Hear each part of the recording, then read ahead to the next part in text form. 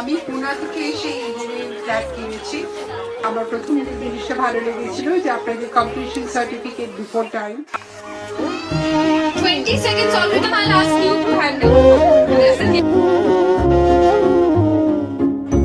আপনাদের এখান থেকে যেতে হবে। আপনাদের ইডেনের সব অ্যামিনিটিসই খুব সুন্দর, যেরকম যেরকম প্রয়োজন তারা সেটাই পুরোপুরি যথাযথভাবে করে রাখে।